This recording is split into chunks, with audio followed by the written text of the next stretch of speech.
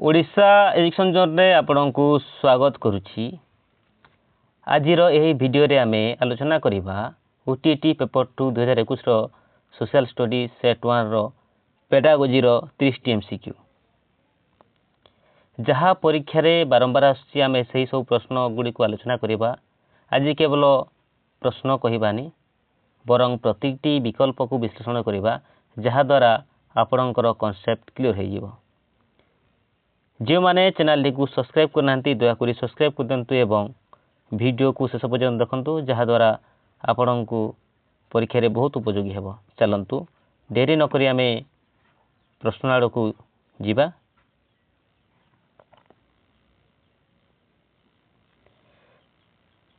प्रथम प्रश्न, कौनसी एक परीक्षण रो विश्वसनीयता निरूपण निमंते केउ पद्धति प्रयोज्य नुहे? कौनसी एक परीक्षण रो विश्वसनीयता निरूपण निमंते केउ पद्धति प्रयोज्य नुहे? ऑप्शन ए पुनः परीक्षण पद्धति, ऑप्शन बी समतुल्य फॉर्म पद्धति, ऑप्शन सी अर्धछेद पद्धति, ऑप्शन डी परीक्षण शर्त पद्धति। यार सठिक उत्तर हेउछि ऑप्शन डी परीक्षण शर्त पद्धति। चलंतु परवर्ती प्रश्न गुडी को आलोचना करिबा। परवर्ती प्रश्न हेउछि मिता जानिबाकू चाहूछि जे से एही निर्दिष्ट चाकरी रे भल फल प्रदर्शन करि पारिबो कि नाही। निम्नोक्त मध्यरु केउ साधनटी एथि पई प्रयोज्य हेबो बोली भाबुछ। देखंतु मिता जानिबाकू चाहूछि जे से एही निर्दिष्ट चाकरी रे भल फल प्रदर्शन करि पारिबो कि नाही। निम्नोक्त मध्यरु केउ साधनटी एथि पई प्रयोज्य हेबो बोली भाबुछ। ऑप्शन ए उपलब्धि परीक्षण, ऑप्शन बी मनोवृत्ति मानदंड, ऑप्शन सी अभिक्षमता परीक्षण, ऑप्शन डी वृद्धि परीक्षण। यार सठिक उत्तर हेउछि ऑप्शन सी अभिक्षमता परीक्षण। देखंतु जड़े व्यक्ति भविष्य रे कोनोसी निर्दिष्ट कार्य बा चाकरी रे केते सफल हेबो ताहा तार अभिक्षमता रुही जणा पड़े। तेणु एठारे ऑप्शन सी हेबो सठिक उत्तर। चलंतु परवर्ती प्रश्न को आमे आलोचना करिबा। परवर्ती प्रश्न हेउछि निम्नोक्त केउ निर्धारण मापक रे निर्धारक बा पर्यवेक्षक को गोटे निर्दिष्ट समय अनुक्रम रे सोपान दिया जाय थाई ओ पर्यवेक्षक गोटे उपयुक्त नंबर ग्रहण करिथांती। प्रश्न को पुणी थरे पढुछि निम्नोक्त केउ निर्धारण मापक रे निर्धारक बा पर्यवेक्षक को गोटे निर्दिष्ट समय अनुक्रम रे सोपान दिया जाय थाई ओ पर्यवेक्षक गोटे उपयुक्त नंबर ग्रहण करिथांती। ऑप्शन ए मानक मापनिबा मापक, ऑप्शन बी क्रमवर्धित बिंदु द्वारा निर्धारण, ऑप्शन सी आलेखिक निर्धारण मापक, ऑप्शन डी सांख्यिक निर्धारण मापक। यार सठिक उत्तर होउछि ऑप्शन डी सांख्यिक निर्धारण मापक। देखंतु जोठारे पर्यवेक्षक गोटे निर्दिष्ट संख्या माने जेपरी 1 ରୁ 5 ए प्रकार प्रदान करती ताकू सांख्यिक मापक कुहा जाए। बुझीगला। चलंतु परवर्ती प्रश्न को आमे आलोचना करिबा। परवर्ती प्रश्न हेउछि निम्नलिखित मध्यरु केउटी मूल्यांकन उद्देश्य अटे। ए जोरा चारटा ऑप्शन देछि एमानक भितरु केउटी मूल्यांकन उद्देश्य अटे। देखंतु शिक्षण असुविधा विषय रे जानिबा, शिक्षण कृति मापिबा, शिक्षण प्रकृत रे सफल होईछि कि नाही जानिबा। ऑप्शन डी होउछि उपरोक्त समस्त। यार सठिक उत्तर होउछि ऑप्शन डी उपरोक्त समस्त। देखंतु मूल्यांकन उद्देश्य होउछि शिक्षण कृति जानिबा, असुविधा चिन्हट करिबा एवं शिक्षण सफल होईछि कि नाही ताहा परखिबा। बुझिहेला। चलंतु ଏକ ପ୍ରଗତିଶୀଳ ବିଦ୍ୟାଳୟ ପାଠ୍ୟକ୍ରମ ଯୋଜନା ଏପରି ଉପାୟରେ ହେବା ଉଚିତ ଯେପରି କେଉଁଟା ଅପସନ୍ ଏ ପୁଅ ଓ ଝିଅମାନଙ୍କ ପାଇଁ ଭିନ୍ନ ପ୍ରକାର ପାଠ୍ୟକ୍ରମ, ଅପସନ୍ ବି ବୁଦ୍ଧିମାନ ପିଲାମାନେ ସାଧାରଣ ପିଲାମାନଙ୍କ ସହ ମିଶିବା ପାଇଁ ଅନୁମତି ପାଇନଥିବେ, ଅପସନ୍ ସି ଶିଶୁକୁ ନିଜ ପସନ୍ଦ ଅନୁଯାୟୀ ବିଷୟ ବାଛିବାର ସ୍ୱାଧୀନତା ଥିବା ଦରକାର, ଅପସନ୍ ଡି ପାଠ୍ୟକ୍ରମଟି ନମନୀୟ ଓ ଉନ୍ନତ ସହ ଶୈକ୍ଷିକ କାର୍ଯ୍ୟକ୍ରମକୁ ନେଇ ହୋଇଥିବା। ଦେଖନ୍ତୁ, ଗୋଟେ ପ୍ରଗତିଶୀଳ ବିଦ୍ୟାଳୟର ପାଠ୍ୟକ୍ରମ ଯୋଜନା ଏପରି ଉପରେ ହେବା ଉଚିତ ଯେପରି ଏ ଭିତରୁ କେଉଁଟା ବାଜୁ 4ଟା ଅପସନ୍ ଦେଇଛି। ଏହାର ସଠିକ ଉତ୍ତର ହେଉଛି ଅପସନ୍ ଡି ପାଠ୍ୟକ୍ରମଟି ନମନୀୟ ଓ ଉନ୍ନତ ସହ ଶୈକ୍ଷିକ କାର୍ଯ୍ୟକ୍ରମକୁ ନେଇ ହୋଇଥିବା। ବୁଝିହେଲା? ଚାଲନ୍ତୁ ପରବର୍ତ୍ତୀ ପ୍ରଶ୍ନକୁ ଆମେ ଆଲୋଚନା କରିବା। ପରବର୍ତ୍ତୀ ପ୍ରଶ୍ନ ହେଉଛି ନିମ୍ନୋକ୍ତ କେଉଁଟି ଶିକ୍ଷା କାର୍ଯ୍ୟଧାରାର ଏକ ବୈଶିଷ୍ଟ୍ୟ ନୁହେଁ? ନିମ୍ନୋକ୍ତ କେଉଁଟି ଶିକ୍ଷା କାର୍ଯ୍ୟଧାରାର ଏକ ବୈଶିଷ୍ଟ୍ୟ ନୁହେଁ? ଅପସନ୍ ଏ ଶିକ୍ଷାନୁଷ୍ଠାନ କେବଳ એકમાત્ર ସ୍ଥାନ ଯେଉଁଠି ଶିକ୍ଷଣ ହୋଇଥାଏ, ଅପସନ୍ ବି ଶିକ୍ଷଣ ଏକ ସାମଗ୍ରିକ ପ୍ରକ୍ରିୟା, ଅପସନ୍ ସି ଶିକ୍ଷଣ ଲକ୍ଷ୍ୟ ଅଭିମୁଖୀ ଅଟେ, ଅପସନ୍ ଡି ହେଉଛି ଅଶିକ୍ଷଣ ମଧ୍ୟ ଏକ ଶିକ୍ଷଣ ପ୍ରକ୍ରିୟା। ଏହାର ସଠିକ ଉତ୍ତର ହେଉଛି ଅପସନ୍ ଏ ଶିକ୍ଷାନୁଷ୍ଠାନ କେବଳ ଏକମାତ୍ର ସ୍ଥାନ ଯେଉଁଠାରେ ଶିକ୍ଷଣ ହୋଇଥାଏ। ଏହା ହେଉଛି ଶିକ୍ଷା କାର୍ଯ୍ୟଧାରାର ଏକ ବୈଶିଷ୍ଟ୍ୟ ନୁହେଁ। ଦେଖନ୍ତୁ, ଶିକ୍ଷଣ ହେଉଛି ଏକ ଜୀବନବ୍ୟାପୀ ପ୍ରକ୍ରିୟା। ଏହା କେବଳ ସ୍କୁଲରେ ନୁହେଁ ବରଂ ପରିବେଶ ଓ ସମାଜରେ ଯେକୌଣସି ସ୍ଥାନରେ ମଧ୍ୟ ହୋଇପାରେ। ତେଣୁ ଏ ଯେଉଁଟା ଆମର ଅପସନ୍ 1 ଏହା ହେଉଛି ଶିକ୍ଷା କାର୍ଯ୍ୟର ବୈଶିଷ୍ଟ୍ୟ ନୁହେଁ। ବୁଝିହେଲା? ଚାଲନ୍ତୁ ଆମେ ପରବର୍ତ୍ତୀ ପ୍ରଶ୍ନକୁ ଦେଖିବା। ପରବର୍ତ୍ତୀ ପ୍ରଶ୍ନ ହେଉଛି WK 1970ଙ୍କ ମତରେ ନୈତିକ ପରିପକ୍ୱତାରେ କ'ଣ ଅନ୍ତର୍ଭୁକ୍ତ? ପ୍ରଶ୍ନ ପୁଣି ଥରେ ପଡ଼ୁଛି। WK 1970ଙ୍କ ମତରେ ନୈତିକ ପରିପକ୍ୱତାରେ କ'ଣ ଅନ୍ତର୍ଭୁକ୍ତ? ଅପସନ୍ ଏ ପରୋପକାର ଏବଂ ଯୁକ୍ତିଯୁକ୍ତତା, ଅପସନ୍ ବି ସ୍ୱାୟତ୍ତା ଓ ପରାୟତ୍ତା, ଅପସନ୍ ସି ଦଣ୍ଡ ଏବଂ ବଶ୍ୟତା, ଅପସନ୍ ଡି ସାମାଜିକ ଏବଂ ଆନ୍ତଃବ୍ୟକ୍ତିଗତ। ଏହାର ସଠିକ ଉତ୍ତର ହେଉଛି ଅପସନ୍ ଏ ପରୋପକାର ଏବଂ ଯୁକ୍ତିଯୁକ୍ତତା। WK 1970ଙ୍କ ମତରେ ନୈତିକ ପରିପକ୍ୱତାରେ ପରୋପକାର ଏବଂ ଯୁକ୍ତିଯୁକ୍ତତା ଅନ୍ତର୍ଭୁକ୍ତ। ଦେଖନ୍ତୁ ପରବର୍ତ୍ତୀ ପ୍ରଶ୍ନକୁ ଆମେ ଯିବା।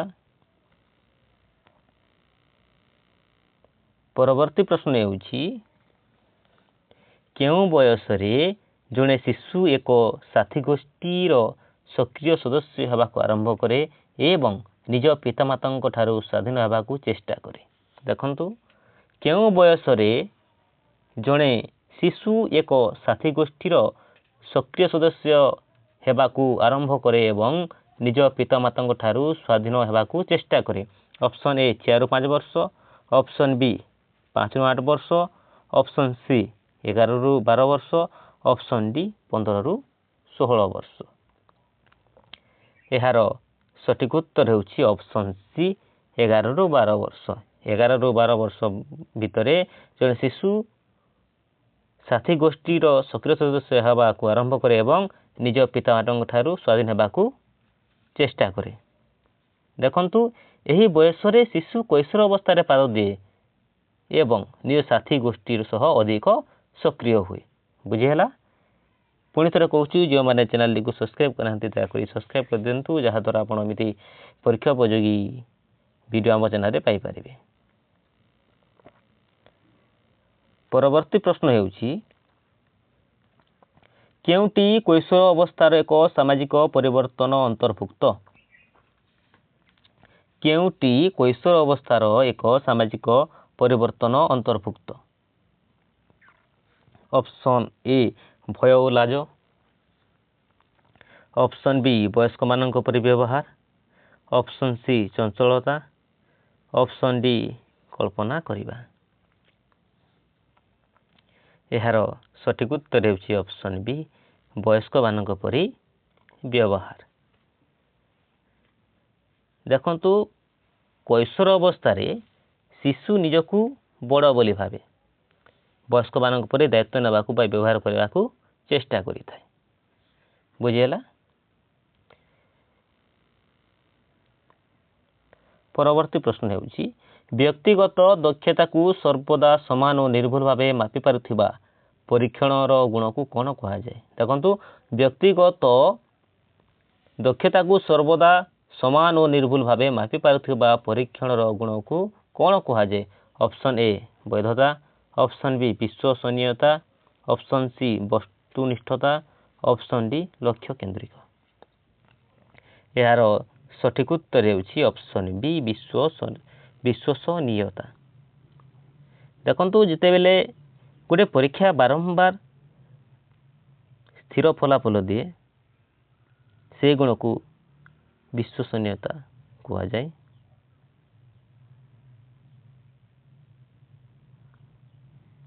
ଚାଲନ୍ତୁ ପରବର୍ତ୍ତୀ ପ୍ରଶ୍ନକୁ ଆମେ ଆଲୋଚନା କରିବା।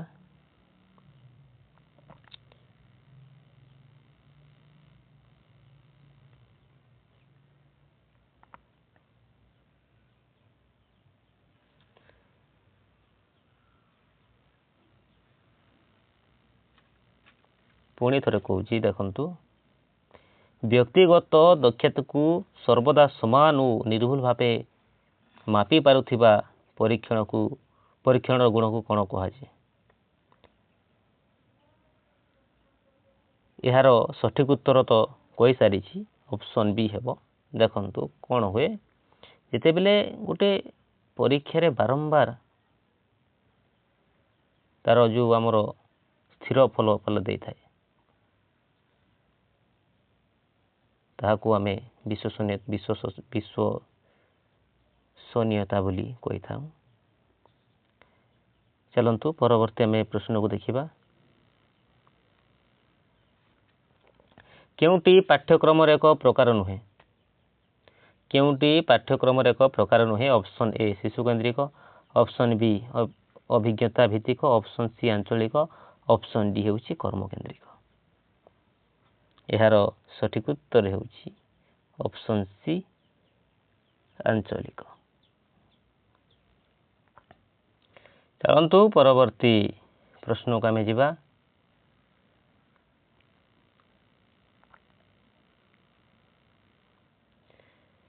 ପରବର୍ତ୍ତୀ ପ୍ରଶ୍ନ ହେଉଛି ଲବ୍ଧାଙ୍କ ବଣ୍ଟନ ସାଧାରଣ କିମ୍ବା ପାଖାପାଖି ସାଧାରଣ ହୋଇଥିବା ସମୟରେ କେଉଁ ପରିସଂଖ୍ୟାନ ମୂଳକ ପ୍ରଣାଳୀ ଉପଯୋଗୀ ଅଟେ? ଦେଖନ୍ତୁ, ଲବ୍ଧାଙ୍କ ବଣ୍ଟନ ସାଧାରଣ କିମ୍ବା ପାଖାପାଖି ସାଧାରଣ ହୋଇଥିବା ସମୟରେ କେଉଁ ପରିସଂଖ୍ୟାନ ମୂଳକ ପ୍ରଣାଳୀ ଉପଯୋଗୀ ଅଟେ? ଅପସନ୍ ଏ ମାନକ ବିଚ୍ୟୁତି, ଅପସନ୍ ବି ସ୍ୱାଭାବିକ ସମ୍ଭାବ୍ୟ ବକ୍ର, ଅପସନ୍ ସି ହାରାରି ବିଚ୍ୟୁତି, ଅପସନ୍ ଡି ମଧ୍ୟମା। ପୁଣି ଥରେ କହୁଛି ତାର ଅପସନ୍ ଗୁଡ଼ାକ।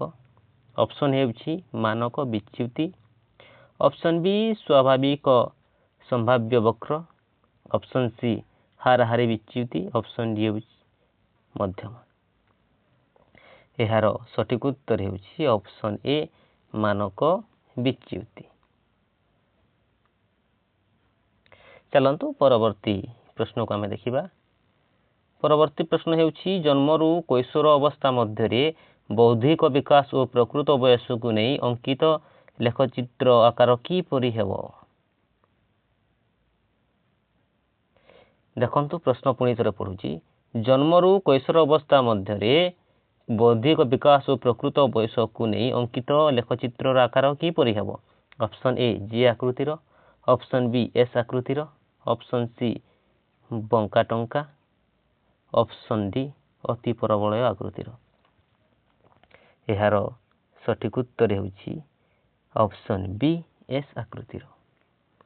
ଦେଖନ୍ତୁ, ବୌଦ୍ଧିକ ବିକାଶର ଲେଖଚିତ୍ର ସାଧାରଣତଃ ଏସ୍ ଆକୃତିର ହୋଇଥାଏ, ଯାହା ପ୍ରାରମ୍ଭରେ ଧୀର, ପରେ ଦ୍ରୁତ ଓ ପରିଶେଷରେ ସ୍ଥିରତାକୁ ଦର୍ଶାଇଥାଏ।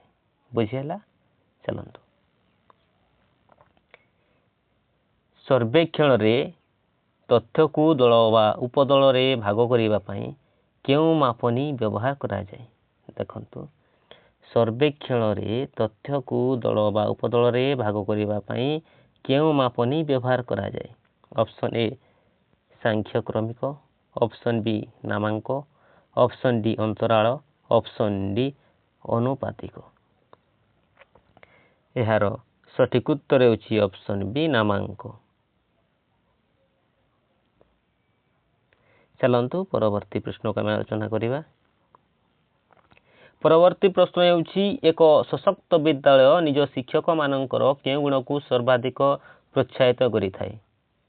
ଏକ ସଶକ୍ତ ବିଦ୍ୟାଳୟ ନିଜ ଶିକ୍ଷକମାନଙ୍କ କେଉଁ ଗୁଣକୁ ସର୍ବାଧିକ ପ୍ରୋତ୍ସାହିତ କରିଥାଏ? ଅପସନ୍ ଏ ପ୍ରତିଯୋଗିତାମୂଳକ ମନୋବୃତ୍ତି, ଅପସନ୍ ବି ପରୀକ୍ଷଣ ପ୍ରବୃତ୍ତି, ଅପସନ୍ ସି ସ୍ମରଣ ଶକ୍ତି, ଅପସନ୍ ଡି ଶୃଙ୍ଖଳିତ ପ୍ରକୃତି। ଏହାର ସଠିକ ଉତ୍ତର ହେଉଛି ଅପସନ୍ ଏ ପ୍ରତିଯୋଗିତାମୂଳକ ମନୋବୃତ୍ତି।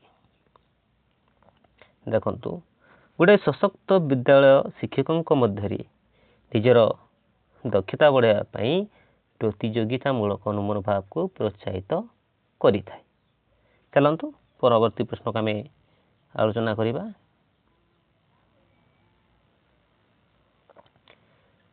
ପରବର୍ତ୍ତୀ ପ୍ରଶ୍ନ ହେଉଛି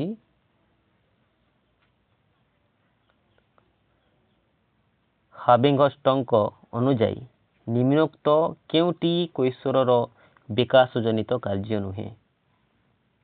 ଅପସନ୍ ଏ ଜଣକର ଶାରୀରିକ ଗଠନ ଓ ବିକାଶକୁ ସନ୍ତୋଷପୂର୍ବକ ଗ୍ରହଣ କରିବା, ଅପସନ୍ ବି ସାମାଜିକ ଗ୍ରହଣୀୟ ବ୍ୟବହାରର ବିକାଶ କରାଇବା, ଅପସନ୍ ସି ବିବାହ ଓ ପାରିବାରିକ ଜୀବନ ନିମନ୍ତେ ପ୍ରସ୍ତୁତ ରହିବା, ଅପସନ୍ ଡି ଲିଙ୍ଗ ବିବିଧତା ଶିଖିବା। ଏହାର ସଠିକ ଉତ୍ତର ହେଉଛି ଅପସନ୍ ଡି ଲିଙ୍ଗ ବିବିଧତା ଶିଖିବା। ଚାଲନ୍ତୁ ପରବର୍ତ୍ତୀ ପ୍ରଶ୍ନକୁ ଆମେ ଆଲୋଚନା କରିବା। ପରବର୍ତ୍ତୀ ପ୍ରଶ୍ନ ହେଉଛି କାହା ମତରେ ଯୋଗ ହେଉଛି ଦିବ୍ୟସତ୍ତା ସହିତ ବ୍ୟକ୍ତିସତ୍ତାର ପରିଚୟ ପ୍ରତିଷ୍ଠା?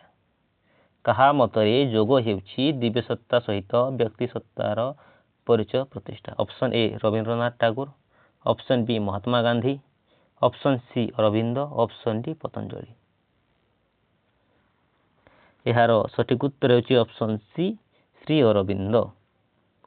ଚାଲନ୍ତୁ ପରବର୍ତ୍ତୀ ପ୍ରଶ୍ନକୁ ଆମେ ଆଲୋଚନା କରିବା। ପରବର୍ତ୍ତୀ ପ୍ରଶ୍ନ ହେଉଛି ପ୍ରତିଭାବାନ ଶିଶୁମାନଙ୍କ ଶିକ୍ଷକମାନଙ୍କର କେତେକ ନିର୍ଦ୍ଦିଷ୍ଟ ଗୁଣାବଳୀ ଆବଶ୍ୟକ? ସେଗୁଡ଼ିକ ମଧ୍ୟରୁ ଚାରିଟା ଅପସନ୍ ଦେଇଛି, କେଉଁଟା ହେବ? ପ୍ରତିଭାବାନ ଶିଶୁମାନଙ୍କ ଶିକ୍ଷକମାନଙ୍କର କେତେକ ନିର୍ଦ୍ଦିଷ୍ଟ ଗୁଣାବଳୀ ଆବଶ୍ୟକ? ସେଗୁଡ଼ିକ ମଧ୍ୟରୁ କେଉଁଟା ହେବ? ଯେଉଁ ଚାରିଟା ଅପସନ୍ ଦେଇଛି ଏହାର ସଠିକ ଉତ୍ତର ହେଉଛି ଅପସନ୍ ଏ ଜ୍ଞାନ ପିପାସୁ ହେବା ଦରକାର। ପ୍ରତିଭାବାନ ପିଲାଙ୍କୁ ପଢ଼ାଇବା ପାଇଁ ଶିକ୍ଷକ ନିଜେ ଜ୍ଞାନୀ ଓ ଜିଜ୍ଞାସୁ ହେବା ଆବଶ୍ୟକ। ବୁଝିହେଲା? ଚାଲନ୍ତୁ ପରବର୍ତ୍ତୀ ପ୍ରଶ୍ନକୁ ଆମେ ଦେଖିବା। ପରବର୍ତ୍ତୀ ପ୍ରଶ୍ନ ହେଉଛି ଶିକ୍ଷା ଅଧିକାର ଅଧିନିୟମ 2009 ଅନୁଯାୟୀ ସ୍ୱତନ୍ତ୍ର ଆବଶ୍ୟକତା ଥିବା ଶିକ୍ଷାର୍ଥୀ କିପରି ଅଧ୍ୟୟନ କରିବେ? ଦେଖନ୍ତୁ ଶିକ୍ଷା ଅଧିକାର ଅଧିନିୟମ 2009 ଅନୁଯାୟୀ ସ୍ୱତନ୍ତ୍ର ଆବଶ୍ୟକତା ଥିବା ଶିକ୍ଷାର୍ଥୀ କିପରି ଅଧ୍ୟୟନ କରିବେ? ଅପସନ୍ ଏ ସେମାନଙ୍କ ପାଇଁ ସ୍ୱତନ୍ତ୍ର ଭାବେ ନିର୍ମିତ ବିଦ୍ୟାଳୟ, ଅପସନ୍ ବି ଅଭିଭାବକଙ୍କ ସହ ସ୍ୱତନ୍ତ୍ର ସ୍ୱତନ୍ତ୍ର ରକ୍ଷଣାବେକ୍ଷଣକାରୀଙ୍କ ଆବଶ୍ୟକୀୟ ସହାୟତାରେ ନିଜ ଘରେ, ଅନ୍ତର୍ନିବେଶୀ ଶିକ୍ଷା ବ୍ୟବସ୍ଥା ଯେଉଁ ସ୍ଥାନରେ ସେମାନଙ୍କର ବ୍ୟକ୍ତିଗତ ଆବଶ୍ୟକତା ଅନୁଯାୟୀ ବ୍ୟବସ୍ଥା ହୋଇଥିବ, ଅପସନ୍ ଡି ବୃତ୍ତିଭିତ୍ତିକ ଶୈକ୍ଷିକ କେନ୍ଦ୍ରରେ ଯେଉଁଠାରେ ସେମାନଙ୍କୁ ଜୀବନ ଧାରଣ କୌଶଳ ନିମନ୍ତେ ପ୍ରସ୍ତୁତ କରାଯାଇପାରିବ।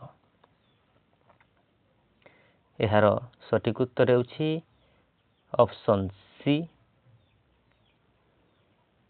ଅନ୍ତର୍ନିବେଶୀ ଶିକ୍ଷା ବ୍ୟବସ୍ଥା ଯେଉଁ ସ୍ଥାନରେ ସେମାନଙ୍କର ବ୍ୟକ୍ତିଗତ ଆବଶ୍ୟକତା ଅନୁଯାୟୀ ବ୍ୟବସ୍ଥା ହୋଇଥିବ। ଚାଲନ୍ତୁ ପରବର୍ତ୍ତୀ ପ୍ରଶ୍ନକୁ ଆମେ ଆଲୋଚନା କରିବା।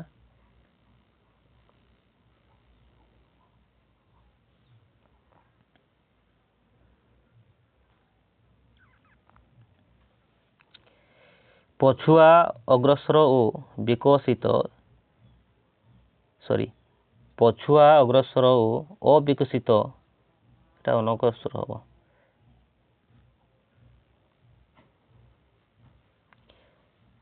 टाइपिंग मिस्टेक ଅଛି ପଛୁଆ ଅନଗ୍ରସର ଓ ଅବିକଶିତ ପିଲାମାନଙ୍କର ବୁଦ୍ଧ୍ୟାଙ୍କ ସାଧାରଣତଃ କେତେ? ଅପସନ୍ ଏ 60ରୁ 70, ଅପସନ୍ ବି 70ରୁ 90, ଅପସନ୍ ସି 90ରୁ 100, ଅପସନ୍ ଡି 100ରୁ 120। ଏହାର ସଠିକ ଉତ୍ତର ହେଉଛି ଅପସନ୍ ବି 70ରୁ 90। ବୁଝିହେଲା? ଚାଲନ୍ତୁ ପରବର୍ତ୍ତୀ ପ୍ରଶ୍ନକୁ ଆମେ ଆଲୋଚନା କରିବା। ଶିକ୍ଷାଦାନରୁ ଶିକ୍ଷଣକୁ ପ୍ରାଧାନ୍ୟ ଦେବା ପାଇଁ କେଉଁ ପଦକ୍ଷେପ ନିଆଯାଇପାରିବ?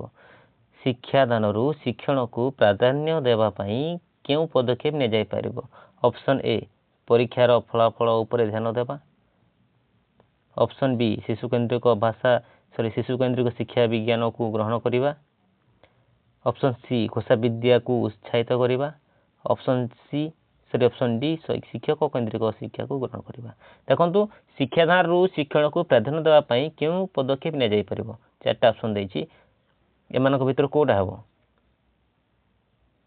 ଏହାର ସଠିକ ଉତ୍ତର ହେଉଛି ଅପସନ୍ ବି ଶିଶୁ କେନ୍ଦ୍ରିକ ଶିକ୍ଷା ବିଜ୍ଞାନକୁ ଗ୍ରହଣ କରିବା। ଅପସନ୍ ବି ହେବ ଏହାର ସଠିକ ଉତ୍ତର, ଶିଶୁ କେନ୍ଦ୍ରିକ ଶିକ୍ଷା ବିଜ୍ଞାନକୁ ଗ୍ରହଣ କରିବା। ଚାଲନ୍ତୁ ପରବର୍ତ୍ତୀ ପ୍ରଶ୍ନକୁ ଆମେ ଦେଖିବା। ପରବର୍ତ୍ତୀ ପ୍ରଶ୍ନ ହେଉଛି କେଉଁଟି କେନ୍ଦ୍ରୀୟ ପାଠ୍ୟକ୍ରମର ଏକ ଉପାଦାନ ନୁହେଁ? ଅପସନ୍ ଏ ସାମ୍ବିଧାନିକ କର୍ତ୍ତବ୍ୟବୋଧ, ଅପସନ୍ ବି ବିଦେଶର ସଂସ୍କୃତି ଓ ପରମ୍ପରା ଅଧ୍ୟୟନ, ଅପସନ୍ ସି ପରିବେଶର ସୁରକ୍ଷା, ଅପସନ୍ ଡି ବୈଜ୍ଞାନିକ ମନୋଭାବ। ଏହାର ସଠିକ ଉତ୍ତର ହେଉଛି ଅପସନ୍ ବି ବିଦେଶର ସଂସ୍କୃତି ଓ ପରମ୍ପରା ଅଧ୍ୟୟନ। ଚାଲନ୍ତୁ ପରବର୍ତ୍ତୀ ପ୍ରଶ୍ନକୁ ଆମେ ଦେଖିବା।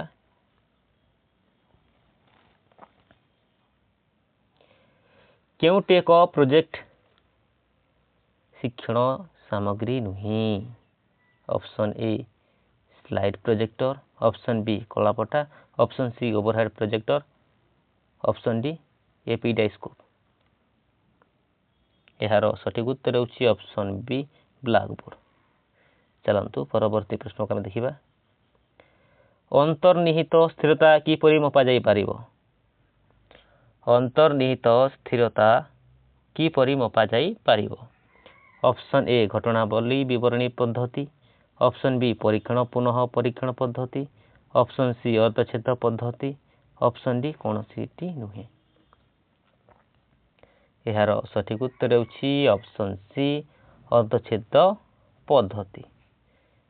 ଚାଲନ୍ତୁ ପରବର୍ତ୍ତୀ ପ୍ରଶ୍ନକୁ ଆମେ ଦେଖିବା।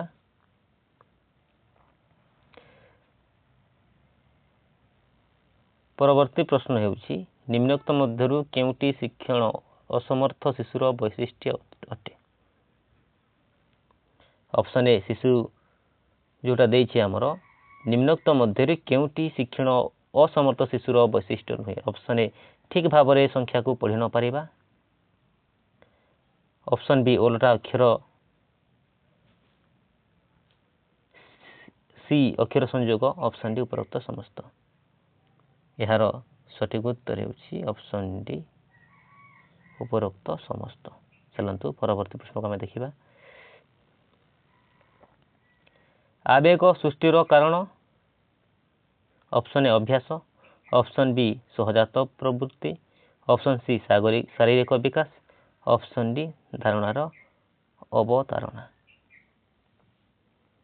ଏହାର ସଠିକ ଉତ୍ତର ହେଉଛି ଅପସନ୍ ବି ସହଜାତ ପ୍ରବୃତ୍ତି। ଚାଲନ୍ତୁ ପରବର୍ତ୍ତୀ ପ୍ରଶ୍ନକୁ ଆମେ ଆଲୋଚନା କରିବା।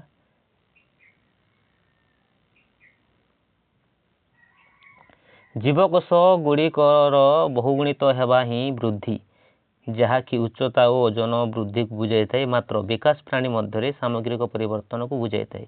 ଏହି ଉକ୍ତିଟି କିଏ କହିଥିଲେ?